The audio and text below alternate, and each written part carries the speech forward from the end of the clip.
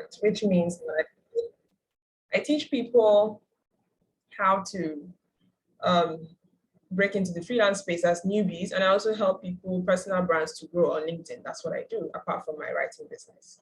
So today I want to highlight the importance of optimizing your LinkedIn profile, because that's like the beginning of getting opportunities to connect with people that are going to, grow your business. So optimizing your LinkedIn profile is very, very important. And I didn't think of any other better way. Instead of, showing slides or presentations that may not really target what it is that you actually need to understand, I felt like it's better if I show you analytics of my own profile. So if I've done the work on my profile, that gives me the authority to be able to talk to you. So now, I don't know if I can be able to share my screen. Yep, yes, I can. Okay, so this is my LinkedIn profile. This is what my LinkedIn profile looks like. My name, like I said, if you type my name on LinkedIn or Google, you're going to see, this is the first thing you're going to see that pop up. So if you click on it, this is what you're going to get. And the first thing that you want to do, let me start from the beginning, which is my profile picture. You need your profile picture to be clear. You need your profile picture to, invite your viewers in a warm manner.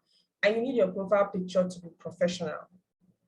So if your profile picture is looking more like a selfie, or if someone zooms in, the more people zoom in to see your face, it starts to reduce in quality, you're getting it wrong. The reason is because you are trying to reach out to people. Imagine if you are a brand, and if you're not a company page, this is something I want to put out there, please don't use your logo as your profile picture, because a personal brand has to do more with the person than the brand. So you putting your logo there is not going to highlight what it is that you actually want to tell people about, which is you. You're telling people that, look, I'm the one that owns this brand, and this is how I can help you. If you put your logo there, you're defeating that purpose. There's so many other places to put your logo. It's not supposed to be on the profile picture. So that's the first thing that we should take note of. Then the professional picture. Any photographer can do that. I have a couple of photographers that I'll be leaving after this in case you want, quality like this, people I have tried, and you should try to do that. See, the thing is, if you want results, I said this yesterday, and we'll say it today again, that if you want extra money, you need to be extra. You getting a professional picture is extra compared to what other people are doing. But the results it has gotten me within the last 2 months, which I'm going to be sharing in the course of this webinar, is what being extra can do. So aside the profile picture, the next thing that you want to see is what's behind the profile picture, which is the cover photo. On my screen here, you can see this part where I put my logo, hashtag LinkedIn Coach Writing and Branding Expert, a little 2 sentences of what it is that I do in writing and how I help people. So a lot of people, if you notice this, a lot of people skip this part. Now, I want to relate this to how it is in a book. You want to go and buy a book. You see, maybe you are going back from work and you see people that are hawking books. Imagine if the first book you see doesn't have a cover. You're not going to take a second look at it. Because how do you want to know what's in the book if you don't see a cover photo?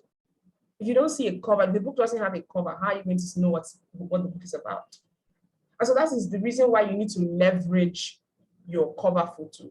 Those things that you cannot put in your profile, the whole summary of your profile is supposed to be on your cover photo in a very nice and organized manner, like I have done here, and even better. There are so many other people who do this way better than I have done that you can copy. And how do you copy them? By simply searching. So after you finish doing that, you write your name clearly. Please don't write all the names that your grandma, your ma, your pa gave you, please. You just want your first name, your last name, maybe a pronunciation if you feel your name is not easily pronounced properly, and what you like to be referred to as, just for people who want to cite. Like me, who is a writer. Makes my life easier if I know that you are they or them instead of she and her. Thank you. Now, the next thing is your bio. What do you want, your bio to. If you take a look at this bio here, I changed this morning. And what I read before today, which I want to use what I did to teach, is it was saying B2B medical writer for health brand, B2B writer for health brands. That was so generic. It sounds so perfect, but it's so wrong. It's one of the worst mistakes that a lot of people do because it's not going to get you anywhere.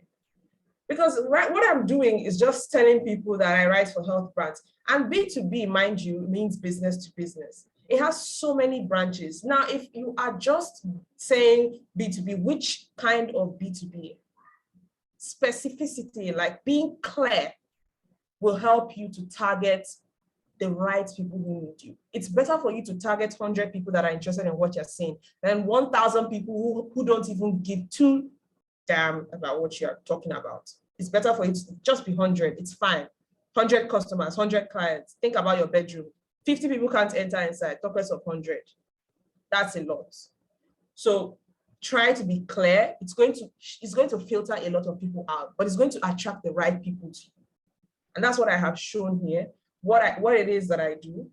I'm trying to diversify my business into the B2B space. That's why it's focusing more on this. Doesn't mean I don't serve consumers, B2B, B2C, but it's just that I'm trying to focus more on a different aspect.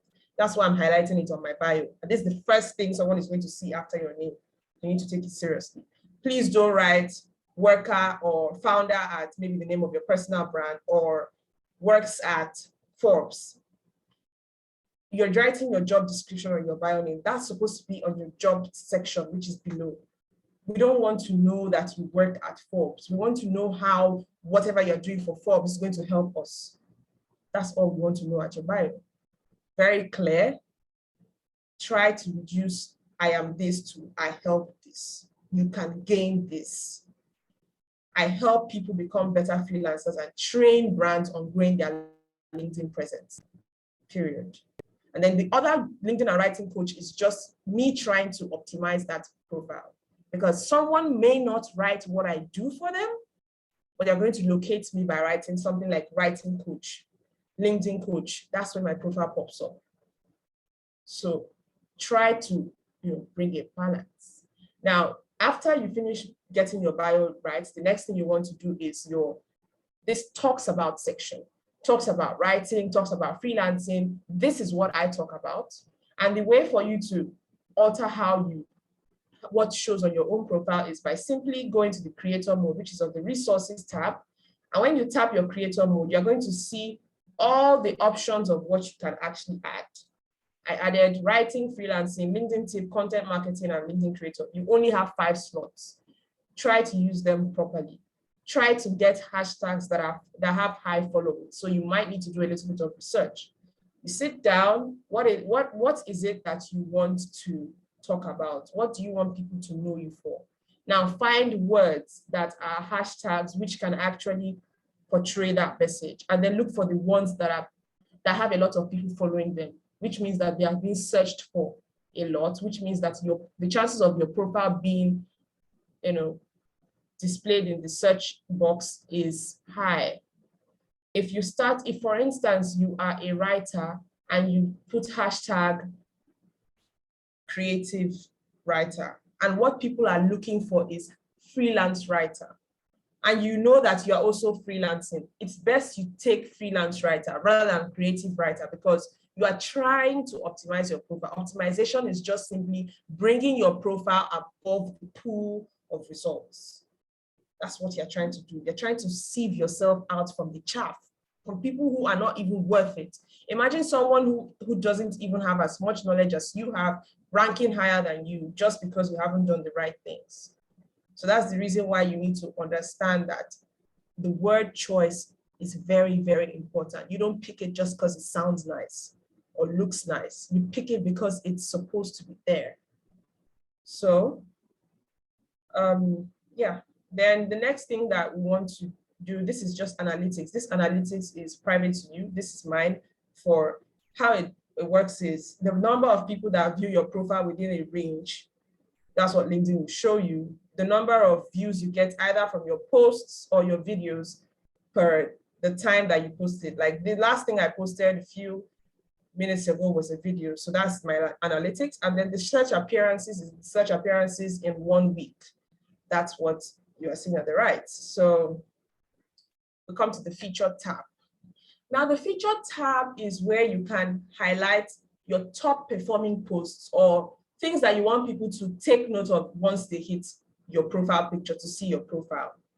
So you have to be able to understand that it's supposed to be very, very, like you need it. Some people use theirs as lead generators, which means that you put important things there that you want people to take note of. If someone visits my profile, they're going to see that I am welcoming LinkedIn newbies, people that need help with their LinkedIn. And so there is like a call to action here. If you're new here, contact me here. And then there's also another picture here, which talks about how I help people. And then as you scroll right, you're going to see, okay. As you scroll right, you're going to see more things that I have added here, just so that people can understand that I actually know what it is that I'm doing. So try to understand that your LinkedIn featured tab is supposed to contain what it is that is very, very important to your audience. What do you want your audience to take note of? If done properly, it can actually increase either the number of clients you get, the number of followers, the number of engagements, comments, likes. It all depends on what you actually feature on the features tab. Some people use it as a way to, showcase their portfolio. People like writers, designers. Some people use it like coaches to be able to welcome people into their courses, their groups. So it all depends on what your target is, who you are targeting, and what their problem is. Now, if you grow your LinkedIn profile, your LinkedIn account properly, you wouldn't be afraid to actually put your course on the featured tab. It took me a while before I put my course out there because I teach people how to grow their LinkedIn. It took me a while because I needed people to trust that I'm a reliable source. So I wasn't talking about teaching first, I was just teaching. And then now that I have gotten their trust, it's easier for me to just say, hey, look, I'm selling this. I want to help you to do this. Are you interested? I get more responses. So your activity, the way you have it on, let's say on Twitter, where you have the analytics, if you're familiar with Twitter, you know that you can be able to see the number of impressions, likes, retweets, and all of that. Same thing you have on LinkedIn. Your activity is here. You have different posts that you've made, the number of likes, comments, and if you click more on it, you will see the shares, people sharing your post and all of that. So you can see the analytics here, but it's not enough.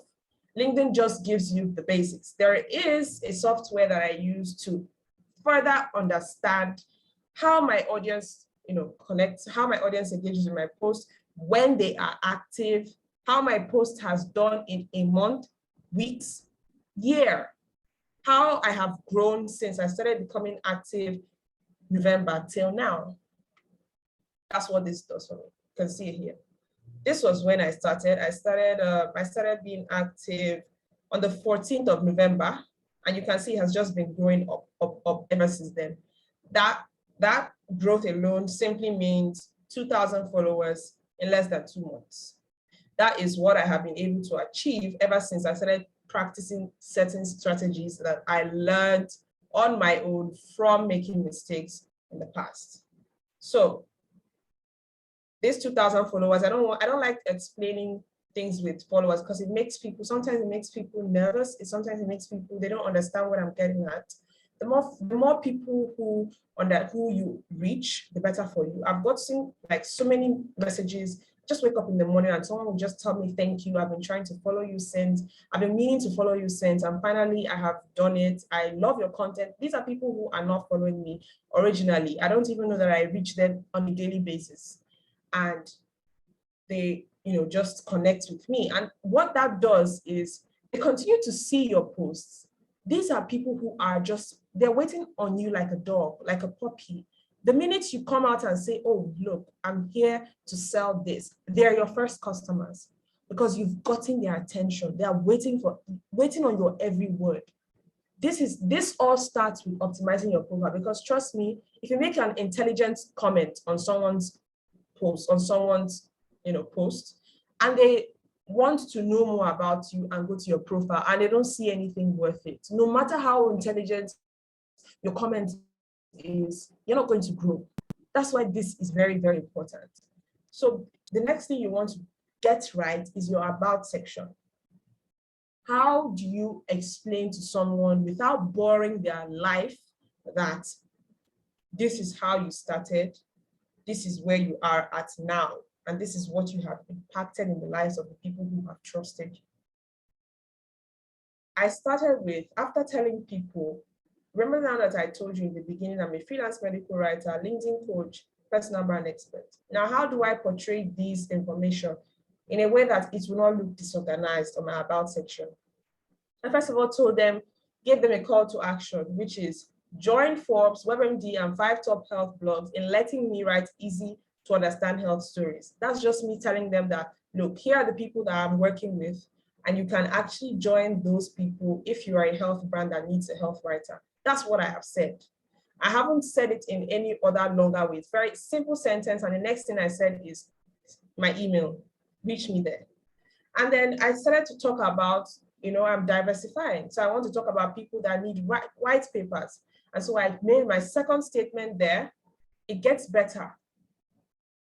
First of all, people recognize and worship all these big names and all that. I don't mean worship, I mean quotes, like they reference people that are working in, let's say, for instance, the way you look and talk to someone that is working in Shell is different from the way you talk to someone who isn't.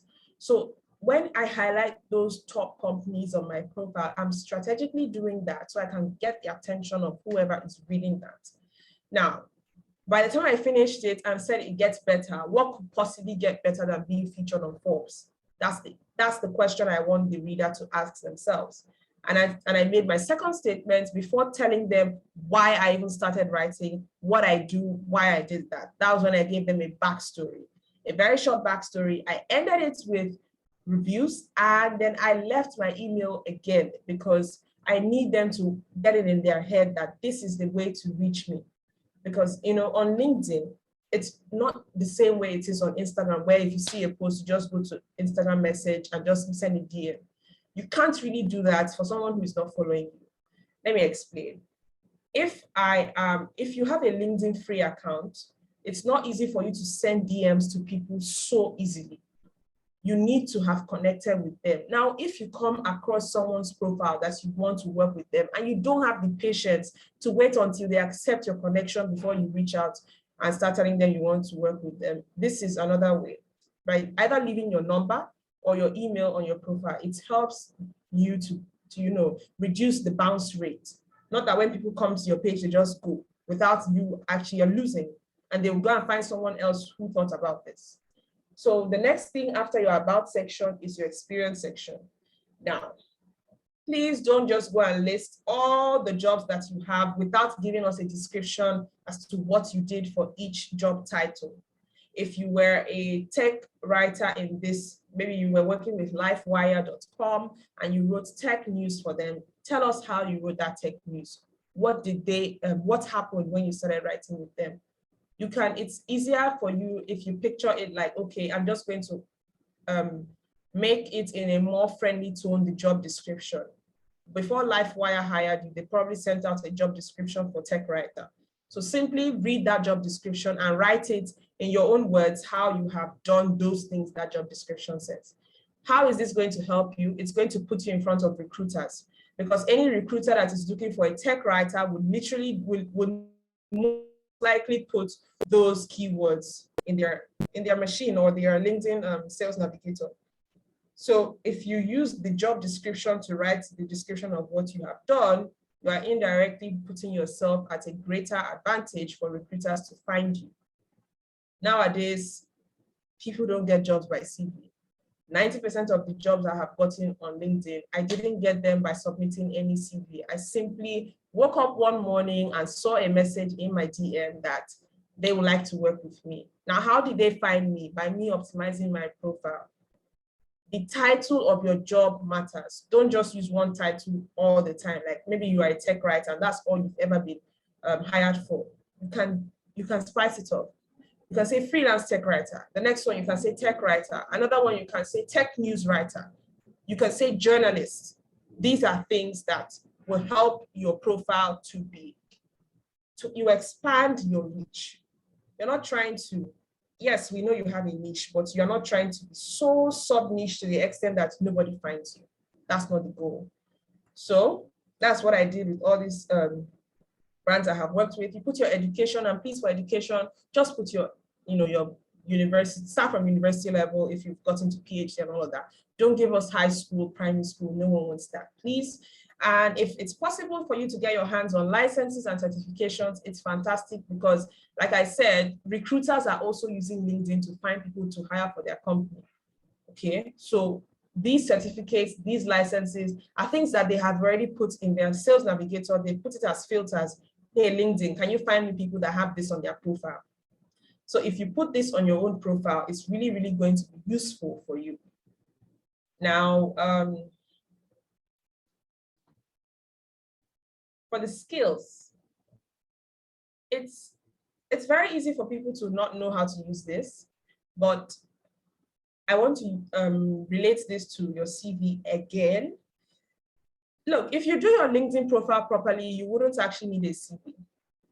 If you do your LinkedIn profile the right way, I made a TikTok video where someone was saying that, did you see my CV? And I'm like, yeah. And then the person now said, did you read it? And I was like, yeah. The person was like, yeah, I read it. And then she was like, tell me about yourself. No one will ask you, if someone asks you to tell them about yourself after your CV, your LinkedIn is that, tell me about yourself. It's a way to be, diluted, but also value packed. Your CV is more, it's limited, just have 2 pages. In your LinkedIn, you have so much more space to put in those things that are, they're ground shaking, things, high achievements that you've made. It's here you can put them on your LinkedIn profile. Don't stuff it. Don't make it boring. Make it sound like a human is talking to another human being. Think of it like how you're going to convince that one person that you need this job. Imagine if your house, your landlord is telling you to get out, you don't have money to pay bills, you don't have money to feed yourself, and you're really, really desperate to get a job. Now you're going to be very, very convincing because you are being pushed to the wall. So that is what your LinkedIn profile should be doing. It should be giving your recruiter, your client, no other option than to hire you. That's what you're supposed to, that's how you're supposed to, make this look sound. So you're supposed to plug in any holes. Don't allow any place to be missing with information. Anywhere you can put information, put it. And now for my LinkedIn, my skills, the way I optimize these skills is by adding the top skills I want people to know me for. Now, the way LinkedIn works is, it works on the arrangement of these skills. There are 43 other skills that I have put here, but these are the 3 main ones I put on this page. By the time you put your top skills there, LinkedIn is going to push you to jobs that are looking for these top skills and push you to people that are looking for people with these top skills. So you can be connected to CEOs of companies that are actually looking for this just because you put them here. It all depends on who am I targeting? Who are you targeting? Who do you want to work with? So by the time you put the skills here in the order that you want them to be, addressed, the people would see them and endorse your skills. I mean, everybody's busy. If someone comes to my profile, they are not going to think of, oh, let me check her other skills, except they really want to investigate who I am. They're just going to say, oh, I want to get her attention. Let me just endorse her for LinkedIn training, writing, communication. I had 0 endorsements on these skills before until I put them up. So by the time I put it up and I feel, okay, it's okay for me to put it here, I will bring up other skills I have until I have gone round to endorse all my major skills. And then I start with the minor skills, the soft skills. At the end of the day, my LinkedIn profile is value packed, it is optimized, and anyone looking for as little as Microsoft expert will find me. Your recommendations are important. People who have worked with you can recommend you. people who have connected and followed and liked your posts can also connect you. They don't need to have worked with you. As long as they feel this deep connection, they love what you're doing, they can recommend you. And all you need to do is just be nice, okay? You don't have to impose it on someone to recommend you. Simply, all you need to do is click on the plus button and say, ask for a recommendation. Type the name of the person who you want to recommend you and send them a message. Maybe I can search for Uche Writes and say continue. And say, okay, relationship. I'll say, okay, Uche worked with me in a different group or the same group, it depends. And then you just pick one of the positions that you have worked with, and I can pick one of my medical news contributor at Forbes, and then I write the message. I can use LinkedIn's automatic message, which is, would you please write me a recommendation? Or you can be creative, write something else. Remember that you need people to actually say yes. Your goal is to make them say yes. There's no other, option. As long as you target the right people, why shouldn't they say yes? So you send the message, he gets it, and because he knows you, that's why I specified on people who have connected with you in one way or the other. Don't go and talk to people who do not know you, who have not connected with you before, because they are going to air you, snub you, ignore you, and it will look like as if you are not doing the right thing. Well, you actually didn't do the right thing by connecting with people, sending messages to people who don't know you. So add your languages there, the organization, all these are just minors. So I have tried to show you the most important things that are supposed to be on your LinkedIn and what to put there. Now, as for the analytics, this Shield app, this is a Shield soft artificial intelligence, and it helps people, creators, starters, influencers, to have, to be able to gauge who views their profile. In the past 6 days, I've had an increase in like 22% people have viewed. That was between 21st of February to 27, 252 people viewed my profile compared to last week, which was 206. So it's increasing. And the only thing that increases your profile view is either by the way you have optimized it or the way you engage with other people's posts. So I pulled this up here so that I can show anybody who wants to actually take their LinkedIn game seriously. It's not free. Shield isn't free. The cheapest is $6 per month. I think 6 or 8. You can clarify if you use them. Let me write it down in the chat box. Okay. Shield.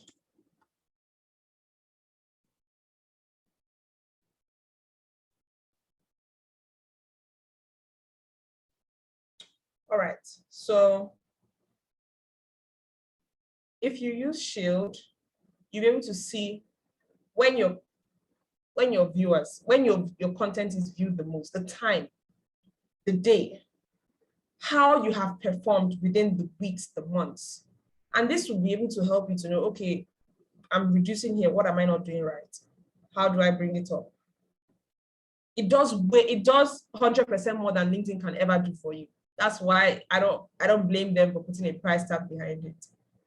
But I'm sharing this with you to show you what I used to, and I've seen a lot of people that have made screenshots using Shield. They didn't tell me that it was Shield, but because I'm using this, I know that they use Shield as well. So you can see the, let me minimize this video so okay. You can see the analytics from the 24th of November to the 24th of February. That's 4 months. I have been able to amass 178,000 views, and you can see the rest. And that's just me. So it's yes. Another thing that I wanted to show you about Shield is that it actually gives you the opportunity to see more than just how many people viewed your post or the comments or the likes. It allows you to see the engagement rates. Oh, I posted this and a lot of people engaged with it. That means I should replicate it. Oh, okay, this TR, this T small t here means how complex is your caption? Is your caption hard to read? Is it easy to read? if you check the word count, I think between 38 and 40 something is fine. If it's higher than 40 something, it means that your caption, I think 44, it means that your caption is very, very difficult to understand. And that could affect your engagement rate. Because if your engagement rate is lower than usual, it means that people are not even understanding what you're putting on your caption. Now I'm trying to give a pro tip here for LinkedIn. Visuals. Visuals really matter, except you amassed a huge following, or you really know how to capture people's attention with text. Try to add an image that represents what you've written in text in image form. Let your image be catchy, and it will give you more results. Ever since I started doing this, from what I am doing currently, it helped me to be able to see that, okay, when I started using my face more, along with, in words, people engaged compared to when I wasn't even doing anything, when I was just passively liking posts, giving emojis as comments. Those things do not help anybody anymore. Algorithms hate it. So that is the most important thing that you should take note of in LinkedIn. And the shield can help you too. Because if you're just throwing effort in and you don't know the result, you don't know if it's yielding results, you are going to be wasting your time. So that's why it's nice if you just start with the starter pack. I think that's $6 or $8, I'm not really sure. Start with the starter pack. It's cool, nice, friendly, and you can be able to monitor how your progress is going. It's perfect for personal brands who are just starting out. So let me see, is there anything in the chat box? Oh, Joseph, can you hear me? You said I'm not audible.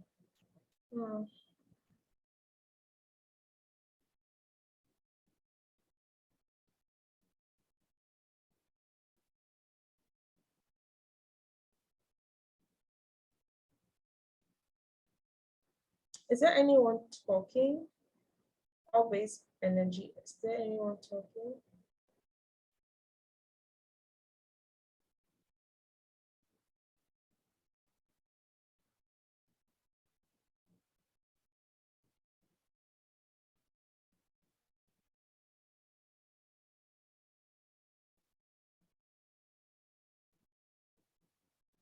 Oh, thank you, Miracle, for listening.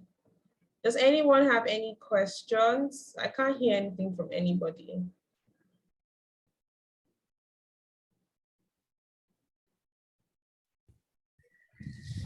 Hi. Good evening. Good evening. I actually joined late, but I actually liked all that you said. I've actually been informed. I think I've learned some things today. So about the bio, if like I'm a software engineer, do I put all the languages I code in, like my area of specialization there? I don't want you to stuff your bio with all the languages you code in. What I want you to do instead is maybe you can put that as your skills in the down section. Let me share my screen. Okay. In this section of your bio, this skills section, you can put the skills that skills, the languages that you coded. Now, what people want to know is, how have you helped people? What do your codes, what's the result of you having those codes? What have they done?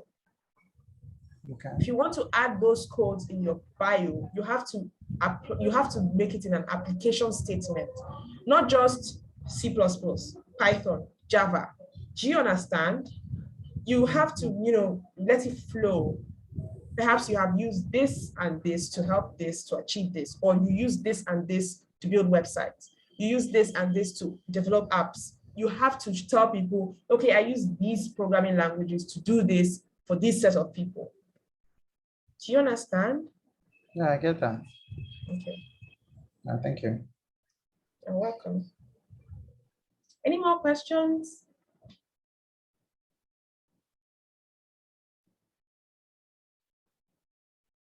Okay, as a software engineer, how do we manage NDA when trying to update our work on our LinkedIn profile? If you cannot share what you have done for someone, I don't really understand, because I don't really understand. Okay, I'll get to everyone. I don't really understand that question, in the sense that if you've done something for someone and there is an agreement that you don't share it, there could be a place where that work is featured. That's one. And there could also be an opportunity for you to create a dummy of what you've done. So if someone asks you for, they really want to know, you can refer them to where that your work has been used. No matter what it is that you're doing, your work has been used somewhere. You can refer people there. And then you can share your BTS, your expertise on your LinkedIn and feature those posts. Do you understand, Miracle? Thank you, Margaret. I think that was a very extensive explanation. I don't know if we have any more questions. Yeah, I have one. I wanted to answer the last one from Comfort. Okay. Okay, yeah. So she said, how do I add a link to my portfolio on LinkedIn? Well, you can do that. And there is somewhere I use, it's known as MStack, MainStack. MainStack allows you to share it helps you to create a one-page site where you can add all your, details. I have this MainStack link. I can share it with you. I can just share it on my screen right here so you can see. So this is where I put my MainStack link for places like Twitter, where I cannot put in all my information, but I still want people to see, a whole summary of me before deciding where to follow me from. My Instagram is here, my TikTok, my Twitter, my WhatsApp, my Telegram. All this are talking about my business in different sections. So I've written down mostly what's on my LinkedIn. I have even put everything that's highlighted. My portfolio is here. Everything is here. All you need to do is just go to mainstack.com, log in with them, create your own profile, add all your things, including your portfolio, your top performing links and all of that. Look at how I did that here. Check out my top performing pieces from the companies I work with. All of them are here. Not all, but like one from each company. And by the time you display all of this here and you design all of this, you can put this link on your Twitter, your LinkedIn, your Instagram, your TikTok, anywhere where there's an option to put link. You can put this here, because it's not everyone that can be able to design a website immediately. This is like a one-page website that shows every single thing you want your ideal client to see and decide if they want to work with you or not. So yeah, did that answer your question? So we have one question from Miracle, and he's asking if... Yes, MemStack is free to use. It's free. Okay, are there any more questions before we bring this to a close? I don't know about you guys, but I did learn a lot. In fact, while doing the course of the presentation, I had to go back to my LinkedIn and include my email address, because I realized that, I had everything there for my email. And a lot of people might not be able to send you a direct message, but they can always copy out your email and send you an email. So thank you so much, Margaret. This has been very enlightening so far. I would have this, for people that came late and all of that, this will be uploaded on our YouTube page, and I'll send the link out as soon as I can. Thank you so much, everyone, for taking out the time to attend. Thank you for engaging with the host. Thank you for paying attention. So see you next month. Remember, this is a monthly thing. So we see you next month in the next webinar. Okay. Bye. Bye. Bye, everyone. Oh, and hold on, please. In case anyone wants to reach me, yes, I think you can share I can share my number here. In case anyone wants to ask any more questions outside this, if you have any questions, You can ask me. My number is Yes, here. please. If you have any questions for her, Yeah. any more questions for her, you should send that. Yeah, it's in the chat box. Or you want to add the WhatsApp one so that they can. Yeah, it's the WhatsApp one I added. Or I should just send the link so that they can. No, I thought you easily- meant the link. Yes, just like you sent it to me. Yes, I did that. Just right now, it's there. Anyone can click it and say hi before we end the meeting. I will give you guys like 2 minutes. 10, 9, 8, 7, 6, 5, 4,